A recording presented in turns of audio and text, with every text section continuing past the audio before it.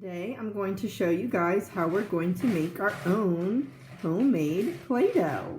Alright my friends, to make our Play-Doh we're going to need a cup of flour, a half a cup of salt, some water, about a half a cup, and then we're going to need food coloring if you want to turn the Play-Doh a different color. I have directions for if you want to bake the Play-Doh. If you decide to bake it, you can paint it with regular paint after it dries. I have some helpers today. What's your name? My Jonathan. What's your name? I'm 2. And then my friend. My name is Lily, and I'm 4 years old, and I'm coming to your school next year. So let's get started. 1 cup of flour. Go ahead and dump it in. Yeah, it is. Go ahead. Mom, if it's just a cotton ball. This is a really great texture experiment for the kids as well. Now this next part is a half a cup of salt. But this could be a learning opportunity. You could show your little ones that if you pour a half a cup into the whole cup, you can fit another half a cup. So now I have a half a cup poured into my whole cup. And we're going to try to pour another half a cup, and it should fill up my whole cup. And look at that, it does, because 2 halves make a whole.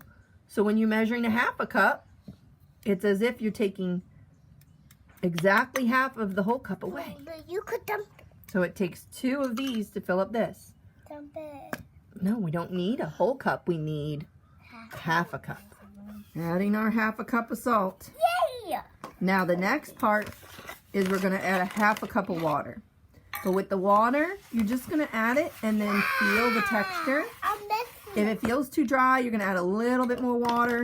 If it feels too sticky, you're going to add a little bit more flour. When it's going to get real messy, because we're adding our water, a half a cup. The next part is to mush it up. My hands, it's all mixed. Lots of mixing. Get back in there. Get back in there, bud. Get all that extra powder. Mix in all that flour. Texture should look something like this. It should be a little more firm, not as tacky. If it's still a little too tacky, you can keep adding more flour.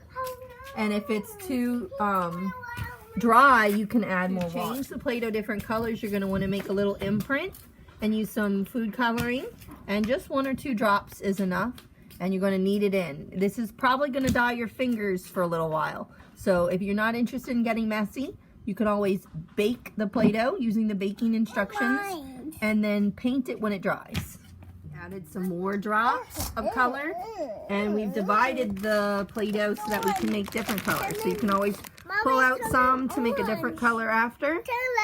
You are going to need to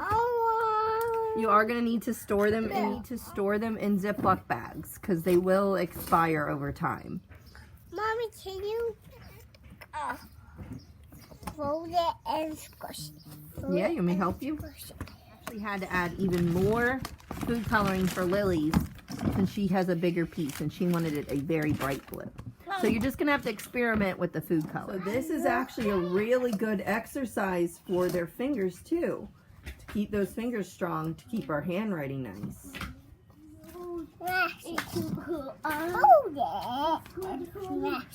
So if you do the knead the dough, you fold it and smash it. It'll mix real good. I make it smash.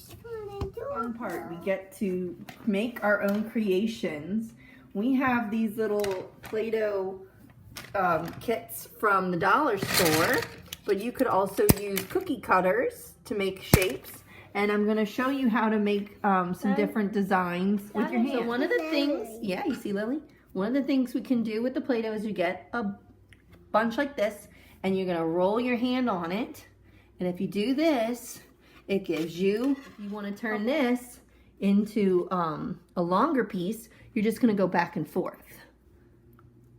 And if you go back and forth, it makes it longer. And the longer you go, the longer it gets. And this will be good if you're trying to make arms or legs or heads for your creatures. Or carrots. nose for snowman. Yeah, or if you want to make a carrot nose for your snowman. Oh, yeah. Can you make a snowman? Sure, I'll make a snowman with you.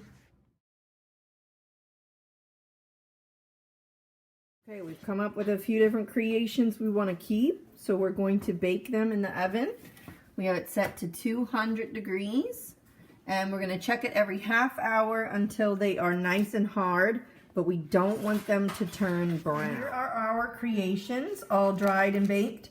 You can use some tempera paint or acrylic paint to paint them if you like. Or we just like to look at them, check them out.